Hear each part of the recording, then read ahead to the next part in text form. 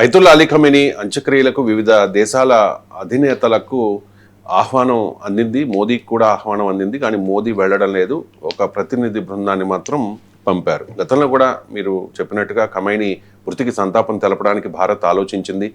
విమర్శలు రావడంతో కాస్త లేటుగా సంతాపం తెలిపిన పరిస్థితి. ఎందుకు సార్ మోదీ వెళ్ళడం లేదు? అసలు మన ప్రభుత్వానికి ఒక ఫారిన్ పాలసీ, ఒక విజన్ ఉందా అనేది ప్రశ్న. 2024లో ఇరానియన్ ప్రెసిడెంట్ చనిపోతే, president and foreign minister aircraft క్రాష్లో చనిపోతే అప్పుడు మన దేశ ప్రతినిధి వర్గానికి వైస్ ప్రెసిడెంట్ నాయకత్వం ఇచ్చారు. జగదీప్ ధంకర్ వెళ్ళారు. ఇప్పుడు మరి వైస్ ప్రెసిడెంట్ పంపించచ్చు కదా. ప్రైమ్ మినిస్టర్ అంటే ఫారిన్ టూర్లో ఉన్నాడు, ప్రైమ్ మినిస్టర్ సమయం లేదు.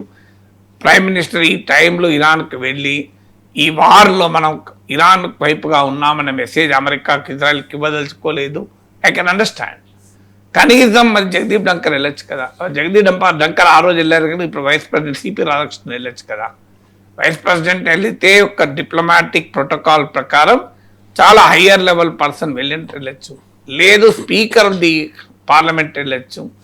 మీకు vice president speaker of the parliament వెళితే దానికి వచ్చే రెస్పెక్ట్ వేరు కదా. ప్రెసిడెంట్ ప్రైమ్ మినిస్టర్ వెళ్ళకపోయినా కాస్త మేము డిప్లొమాటిక్గా హయ్యర్ లెవెల్ అతను పంపామని. అందువల్ల మీకు 2024లో వైస్ ప్రెసిడెంట్ వెళ్ళి ఇప్పుడు వెళ్ళకపోవడానికి కారణం ఏంటి? ఈ 2 ఏళ్లలో ఏం మారింది? ఇరాన్ మనకు కొత్తగా ఏం శత్రుత్వం వచ్చింది అంటే అమెరికాకు భయపడి, ఇజ్రాయెల్కు మొమాటపడి వెళ్ళడం లేదు. హయ్యర్ లెవెల్ డెలిగేషన్ అర్థమైంది కదా. పంపింది ఎవరిని? ఒక రాష్ట్ర గవర్నర్ను, ఒక విదేశాంగ శాఖ సహాయ మంత్రిని. ఇది ఏ రకమైన సందేశాన్ని ఇస్తుంది? ఇరాన్ ఏమనుకుంటుందని నాకు బాధ లేదు, ఇరాన్ ఏమని అనుకోనియండి. కానీ అమెరికా ఏమనుకుంటోంది? ఆఖరికి మాకు భయపడి ఇండియా ఇరాన్తో సంబంధాలు ఈ స్థాయికి తగ్గించుకుంది అనుకుంటాడు. మరి దానికన్నా రివార్డ్ ఉంటుందా? అమెరికా వాడు ఇప్పటికీ పాకిస్తాన్ ప్రేమిస్తూనే ఉంటాడు. సో ఏ ప్రపంచంలో ఎప్పుడు కూడా you should negotiate with from a position of power and strength. Position of వీక్నెస్తో నెగోషియేట్ చేస్తే దేశానికి నష్టము. అందువల్ల ఇప్పుడు ఇరాన్ మాకు ప్రాధాన్యతే లేదు, మేము మీతోనే ఉన్నామని అమెరికాకు చెప్పడానికి తాపత్రయపడితే అమెరికా దృష్టిలో, ట్రంప్ దృష్టిలో మనం మరింత వీకర్ అవుతాం. స్ట్రాంగ్ నాము. ఇది నా బాధ. ఇరాన్ ఎక్కడన్నా పోనీయండి.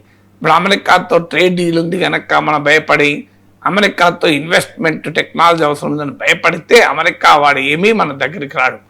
ఇవాళ చైనా అమెరికాకు భయపడతలేదు కనుకనే చైనాతో చట్టపట్టాలు వేసుకొని డ్యూయట్లు పాడుతున్నాడు. G2 అంటున్నాడు. అంటే అమెరికా చైనా కలిపి ప్రపంచాన్ని ఏల్తామని. పుటిన్ భయపడతలేడు కనుకనే పుటిన్ పట్ల బెతక వైఖరి అనుసరిస్తున్నాడు. అందువల్ల అమెరికా, అందులో ట్రంప్ ఎవడు భయపడితే వాడిని ఎక్కువగా భయపెట్టుకుంటాడు. అది ట్రంప్ లక్షణం. ఇప్పుడు ఇరాన్ తిరగబడింది, ఏమైంది? ఇరాన్తో తోకముడిచి ఒప్పందం చేసుకుంటున్నాడు. సో అందువల్ల అది ఆ స్ట్రాటజిక్ విజన్ కూడా లేదు అనేది క్లియర్గా అర్థమవుతుంది. తర్వాత మీకు బంగ్లాదేశ్ ఎగ్జాంపుల్ ఉంది.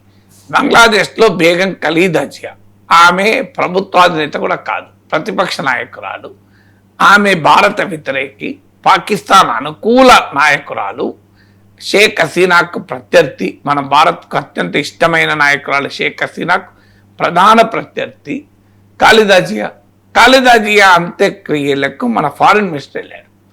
అప్పటికి ఇంకా తారిక్ రెహమాన్ ప్రెసిడెంట్ కూడా కాదు. బంగ్లాదేశ్లో బంగ్లాదేశ్ నేషనల్ పార్టీ అధికార పార్టీ కూడా కాదు, ప్రతిపక్ష పార్టీయే. ఎన్నికలు జరగలే. ఎన్నికలు జరగనున్నాయి గనక, బిఎన్పి గెలవబోతుంది గనక, మీకు తారిక్ రెహమాన్ ప్రైమ్ మినిస్టర్ అవుతాడు గనక ఆ అంచనా ఉండి భారత ప్రభుత్వం జయశంకర్ను పంపించింది. ఆఖరికి పాకిస్తాన్ కూడా తమ ఫారిన్ మినిస్టర్ని పంపలేదు, లోక్సభ పార్లమెంట్ స్పీకర్ని పంపింది. మనం మాత్రం ఫారిన్ మినిస్టర్ను పంపి ప్రధానమంత్రి ఒక ప్రత్యేక లేఖ రాసి తారిక్ రెహమాన్కు, బేగం ఖలీదా జియాకు శ్రద్ధాంజలి ఘటించి ఆ ప్రత్యేక లేఖ ఇచ్చి వచ్చారు. మరి బంగ్లాదేశ్లో పాకిస్తాన్ అనుకూల, భారత వ్యతిరేక బేగం ఖలీదా జియా పట్ల ఇంత గౌరవాన్ని ప్రకటించిన భారత ప్రభుత్వం, నరేంద్ర మోడీ ప్రభుత్వం, మనకు రిలేటివ్లీ ఫ్రెండ్లీ కంట్రీ, బంగ్లాదేశ్తో పోలిస్తే మనకు 100 రెట్లు ఫ్రెండ్లీ కంట్రీ ఇరాన్. మరి ఇరాన్ పట్ల మనం ఎందుకు ఈ వైఖరి అనుసరిస్తున్నాం? కేవలం అమెరికా కొరకు, ఇజ్రాయెల్ కొరకు అర్థమవుతుంది కదా. ఇప్పుడు 48 అవర్స్ దేశమంతా, ప్రపంచమంతా అర్థం చేసుకుంది. ఎనీ మూమెంట్ ఇరాన్ పైన ఇజ్రాయెల్ యుద్ధం మొదలు పెట్టచ్చని. ఆ సమయంలో యుద్ధానికి 45 గంటల ముందు ప్రైమ్ మినిస్టర్ ఇజ్రాయెల్ వెళ్ళాడు. అవసరమా? దాని ఫలితం ఏంటి? ఇవాళ కంప్లీట్ ఇంటర్నేషనల్ కన్వర్జేషన్లో వెస్ట్ ఏషియా వార్లో ఇండియా లేదు, మన ప్రభావం లేదు, మన పాత్ర లేదు, మన ప్రమేయం లేదు, మన ప్రేక్షక పాత్ర పోషించాల్సి వచ్చింది.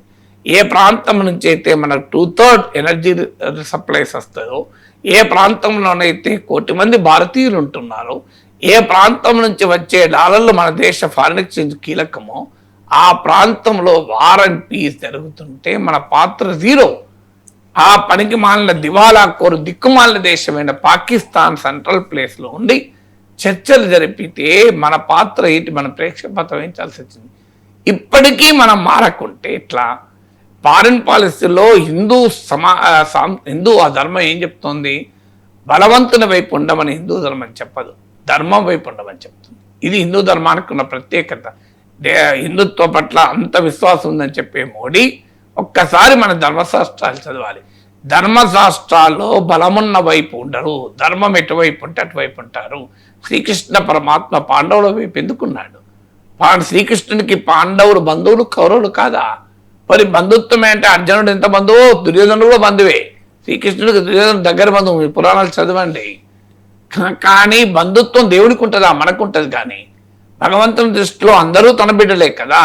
అయినా భగవంతుడు శ్రీకృష్ణ పరమాత్మ ఎందుకు పాండవుల వైపు ఉన్నాడు? మీరు మహాభారత వ్యాసభారతం చదవండి, చాలా స్పష్టంగా ఉంటుంది. అర్జునుడి మీద ప్రేమతోనో, పాండవులతో ఉన్న స్నేహంతోనో, కుంతి అత్త పైన గౌరవంతోనో కాదు.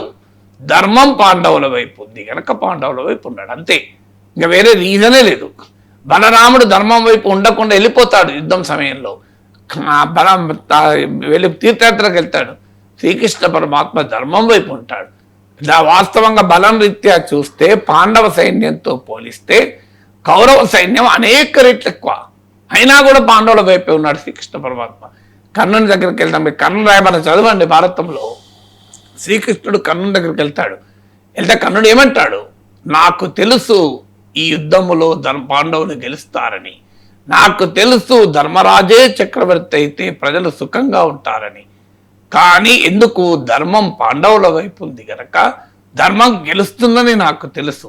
అయినా నేను శ్రేయధర్మానికి గౌరవం ఇచ్చి మీరు చక్రవర్తి చేస్తానన్నా నేను రాను అంటాడు.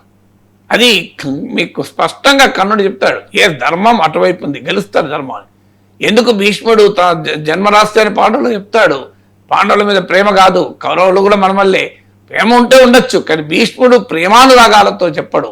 భీష్ముడు స్పష్టంగా చెప్తాడు తన మరణ రహస్యాన్ని. భీష్ముడు ఇది కదా చెప్పింది, మీరు శిఖండిని పెట్టుకుని యుద్ధం చేస్తే నేను పడిపోతా అని చెప్పాడు. చెప్తూ ఏమన్నాడు? ఈ మాట ఎందుకు చెప్తున్నాను అని కూడా భీష్ముడు చెప్తాడు. నేను ధర్మపక్షపాతిని కనుక ధర్మం గెలవాలి కనుక చెప్తున్నా అంటాడు. సో ఇది హిందూ ధర్మం చెప్పేది. ఇవాళ ధర్మం ఎటువైపు ఉంది? అమెరికా పైన ఇరాన్ దాడి చేసిందా? అమెరికా పైన ఇరాన్ దాడి చేయలేదు కదా. అమెరికా పైన ఇరాన్ దాడి చేస్తే నువ్వు దాడి చేయి. ఇరాన్ పైన అమెరికా ఏకపక్ష దాడి చేసింది. అల్టిమేట్గా ధర్మమే గెలిచింది. ఇరాన్ నిలబడింది, అమెరికా తోకముడిచింది. ఇరాన్ ప్రభుత్వం ధర్మాన్ని పాటించకపోవచ్చు, దాన్ని ఆ ప్రజలు చూసుకుంటారు. అలా అయితే పాకిస్తాన్ ప్రభుత్వం అంతకన్నా దుర్మార్గమైంది. మరి అమెరికా పాకిస్తాన్ ప్రభుత్వం తొలగిస్తుందా? సౌదీ అరేబియా ప్రభుత్వం అంతకన్నా నిరంకుశమైంది. యుఏఈ ప్రభుత్వం అంతకన్నా నిర్బంధపూరితమైంది. మరి ఇరాన్లో ఒక్క దగ్గర ఇలాంటి ప్రభుత్వం ఉందా? అయినా ప్రభుత్వాలు మార్చడం నీ పని కాదు కదా. ట్రంప్ బాగాలేకపోతే ఇండియా మార్చదు, మోడీ బాగాలేకపోతే ట్రంప్ వచ్చి మార్చడు, ఇందిరాగాంధీ బాగాలేకపోతే మనమే మార్చుకున్నాం, అమెరికా వచ్చి మార్చలేదు. అందువల్ల ధర్మం ఏమి చెబుతుంది? మీరు ఇరాన్ పైన ఏకపక్ష దాడి చేశారు, 160 మంది చిన్నపిల్లల్ని చంపారు, గర్ల్స్ స్కూల్ పైన దాడి చేసి. ఇజ్రాయెల్ ఇవాళ 60-70 వేల మంది పాలస్తీనా ప్రజలను చంపింది. మనం ఎటువైపు ఉన్నాం?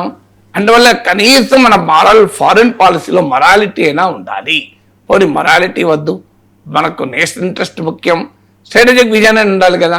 ఇవాళ స్ట్రాటజిక్ విజన్ ఏంటి? ఇరాన్లో ప్రభుత్వం పతనం కావడం లేదు, Iran is going to stay. America వాడే ఇరాన్తో ఒప్పందం చేసుకుంటున్నాడు, పక్కనున్న గల్ఫ్ దేశాలు ఇరాన్తో ఒప్పందం చేసుకుంటున్నాయి. ఇరాన్తో సౌదీ అరేబియా, ఇరాన్ల మధ్య చైనా ఆధ్వర్యంలో అగ్రిమెంట్ కుదిరింది. మీరు లేటెస్ట్ వార్తలు ఇవాళ చూడండి, సౌదీ అరేబియాలో అమెరికా సైన్యాలు ఉపసంహరించుకుంటున్నారు. సౌదీ అరేబియా రాజు చెప్తున్నాడు ఉపసంహరించుకోమని. ఈ పరిణామాలు క్లియర్గా ఇరాన్ నిలబడుతుంటే ఈ సమయంలో మనం ఇరాన్ డిజోన్ చేసుకొని ఇజ్రాయెల్ ఒక జూనియర్ పార్ట్నర్గా, అమెరికాకు ఒక జూనియర్ పార్ట్నర్గా ఉండడం కూడా స్ట్రాటజిక్గా కూడా కరెక్ట్ కాదు కదా. అందువల్ల మన ఫారెన్ పాలసీలో మొరాలిటీ లేదు, స్ట్రాటజిక్ విజన్ లేదు కదా.